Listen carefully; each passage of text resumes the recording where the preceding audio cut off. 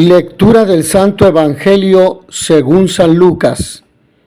En aquel tiempo Jesús dijo a sus discípulos: había una vez un hombre rico que tenía un administrador, el cual fue acusado ante él de haberle malgastado sus bienes.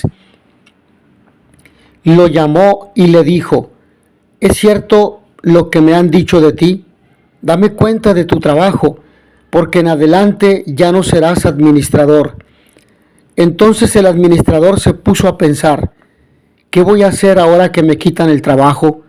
No tengo fuerzas para trabajar la tierra y me da vergüenza pedir limosna. Ya sé lo que voy a hacer para tener a alguien que me reciba en su casa cuando me despidan. Entonces fue llamando uno por uno a los deudores de su amo. Al primero le preguntó: ¿cuánto le debes a mi amo? El hombre respondió: 100 barriles de aceite. El administrador le dijo: toma tu recibo, date prisa y haz otro por 50. Luego preguntó al siguiente: ¿y tú cuánto debes? Este respondió: 100 sacos de trigo. El administrador le dijo: toma tu recibo y haz otro por 80. El amo tuvo que reconocer que su mal administrador había procedido con habilidad, pues los que pertenecen a este mundo son más hábiles en sus negocios que los que pertenecen a la luz. Palabra del Señor. Hijos de la luz. Es la idea que nos deja el Evangelio de hoy. Somos llamados a ser hijos de la luz, es decir, a vivir en la verdad, en la justicia, en la honestidad, porque estas son las características del reino de Dios. Esta parábola tiene una conclusión desconcertante, misma que puede dificultar su recta interpretación. Jesús parece sumarse a la felicitación del amo a su administrador fraudulento. Parece hasta llegar a elogiarlo por las indebidas rebajas hechas a los acreedores, e incluso lo pone de ejemplo para los hijos de la luz. La lección de fondo no es muy difícil de adivinar. En el empeño por conseguir la meta definitiva del reino, hemos de imitar y de ser posible aún superar la dedicación y la sagacidad que en sus frecuentemente no tan legales negocios suelen poner los hijos de este mundo. El Evangelio de hoy es uno de los momentos más sociales de la obra de Lucas, en consonancia con el mensaje del profeta Amós. Corresponde este texto a la primera parte de Lucas capítulo 16 y quiere mostrar el planteamiento nuevo de cómo los discípulos tienen que comportarse en este mundo, en el que uno de los valores más deseados por todos es la riqueza, lo que es más estimable para los hombres. El Evangelio del administrador sagaz, listo, inteligente, que no injusto propiamente hablando, es el punto de partida de toda enseñanza de los versículos 9 al 13, que es lo que se propone propiamente para el Evangelio de hoy, en que se puede omitir la lectura de la parábola, aunque es esta la que debía explicarse en profundidad. Aquí se desestabiliza prácticamente la tradición representada por los fariseos, justificada desde hacía tiempo por la tesis de que la riqueza era considerada como una bendición de Dios, olvidando la crítica profética contra los que amontonan poder y riquezas, contra los ambiciosos, contra la gente que busca el dinero como si fuera lo más importante, incluso dejando a Dios a un lado. Al final de la parábola del administrador sagaz, el versículo 8 plantea el interrogante de cómo ha podido ser alabado un hombre que ha actuado de forma y manera que la fortuna del hombre rico va a quedar reducida, ya que los dos casos que se nos plantean o que se nos presentan solamente sirve de modelo paradigmático de todos los deudores, y llamando a cada uno de los deudores de su señor, como bien se dice en el versículo 5, es decir, a todos, la parábola muy probablemente ha sido transformada desde una historia singular de un administrador, de un hombre rico, a una narración en la que indirectamente está presente Dios como Señor, quien ha puesto las riquezas de la creación al servicio de los hombres, y nosotros solamente somos administradores que un día debemos dar cuentas de nuestra actuación. Todo lo que sea acumular riquezas es una injusticia, una falsedad.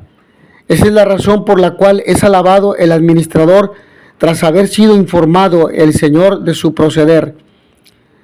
Porque este Señor de la parábola no es un vulgar terrateniente que acumula riquezas injustamente, sino el dueño del mundo.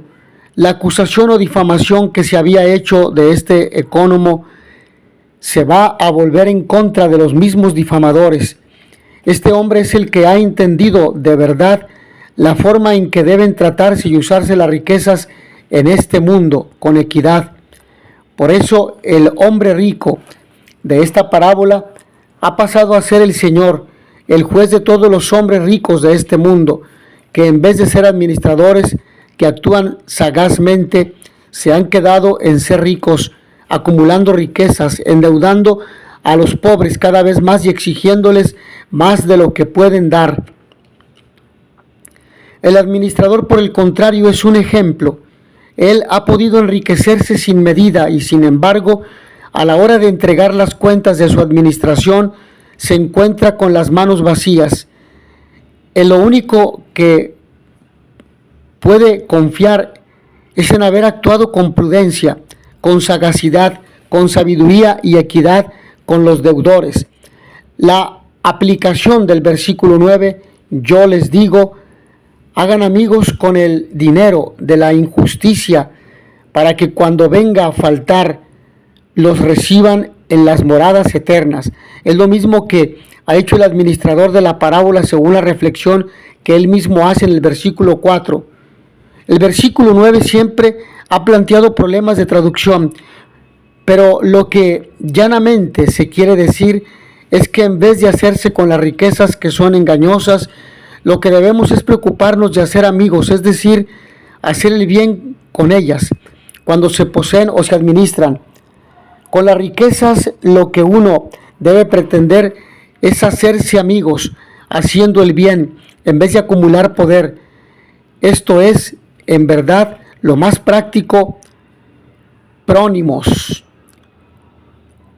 lo más justo y lo más positivo que los cristianos deben hacer con los bienes que Dios nos ha encomendado en este mundo. No se puede hacer amigos si no es compartiendo con ellos los bienes. Es la mejor manera de usar las riquezas. Lo contrario, además de ser un escándalo en la perspectiva del reino, nos cierra el futuro que está en las manos de Dios. Podemos entender ahora que el Señor, que claramente en la parábola no puede ser más que Dios, haya felicitado al gerente porque ha sabido actuar de manera que las riquezas no vengan a ser injustas o engañosas. Casi todos consideran las riquezas en este mundo como el futuro más seguro, y debe ser verdad, si no fuera porque un día debemos enfrentarnos con la realidad de que tenemos que desprendernos de todo y dar cuentas al Señor. Se hace mención de mamona, el dinero, que es un juego de palabras.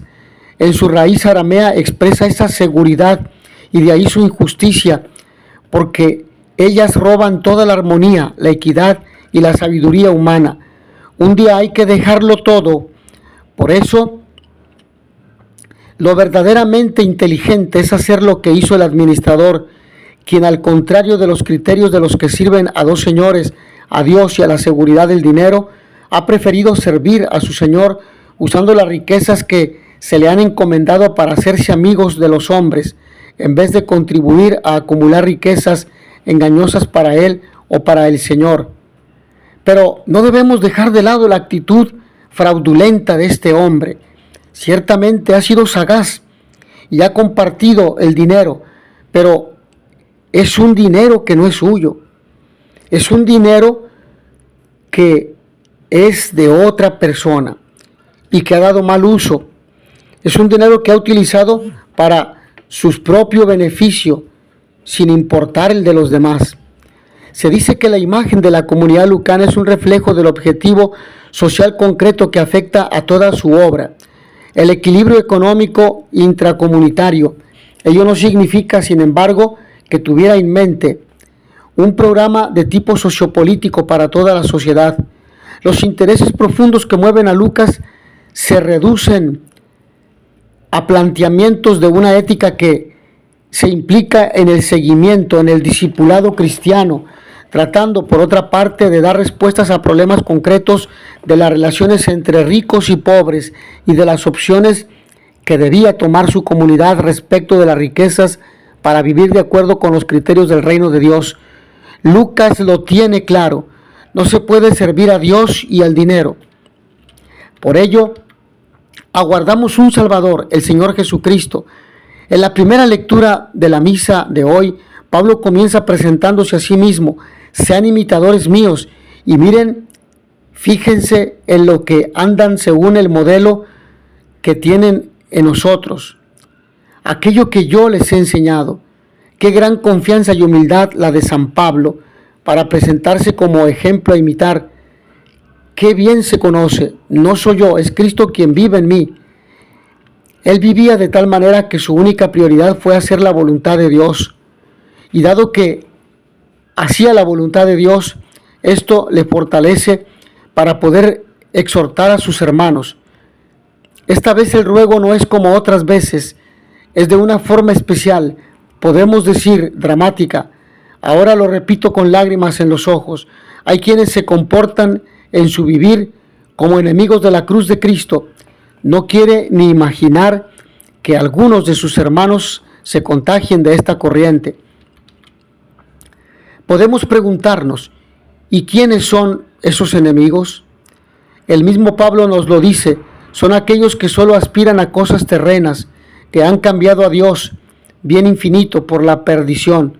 Pervierten el evangelio de Cristo, niegan la salvación que nos trajo Jesucristo y con poca fe esperaron y esperamos. Realmente es dramático, es para echarse a llorar, como nos dice San Pablo. Nosotros que estamos hechos para la eternidad, para gozar del infinito amor, que no acaba nunca. Llegamos a reemplazarlo. Es lo peor que puede suceder en la vida de un ser humano, de un cristiano, quien habiendo conocido y vivido la fe, la haya abandonado o se haya relajado de tal modo que haga imposible reconocerlo como cristiano. San Pablo se lo dijo mucho a las comunidades que iba formando. Hoy nos lo dice a nosotros: hermanos míos, manténganse así, esperando la venida gloriosa de nuestro Salvador. Los hijos de este mundo, sin embargo, como ya lo hemos dicho, son más astutos que los hijos de la luz. Y por ello, y en síntesis, el Evangelio de hoy nos presenta una parábola que trata de la administración de los bienes. Solo está en el Evangelio de Lucas. Se la conoce como la parábola del administrador deshonesto. El final o conclusión de la parábola es desconcertante. Lucas dice: el Señor alabó al administrador infiel porque había obrado con sagacidad. ¿Cómo es posible que Jesús pueda elogiar a un empleado corrupto? No, no puede ser. Debemos buscar el verdadero sentido evangélico y no quedarnos fácilmente con actitudes mundanas que hoy siguen repitiéndose ampliamente en nuestra sociedad. El Señor alabó al administrador injusto porque había obrado con sagacidad, pues los hijos de este mundo son más sagaces con los de su clase que los hijos de la luz. Jesús no alaba el robo ni el soborno, sino la presencia del espíritu del administrador. Sabe calcular bien las cosas y sabe encontrar una salida cuando de repente se ve sin trabajo. La historia nos muestra la importancia de la astucia y la previsión. El administrador, aunque deshonesto, fue capaz de anticipar su futuro y actuar en consecuencia. Esta habilidad para prever y actuar es crucial en nuestra vida diaria. Dejemos claro que la costumbre del soborno es una costumbre de pecado, la corrupción también. Se comienza quizá con algo pequeño, pero es como las adicciones. Pronto ese soborno se convierte en dependencia y no puede venir de Dios. Esa costumbre en nuestra vida nos resta libertad, hace que nuestra dignidad se vea degradada, nuestra dignidad de seres humanos.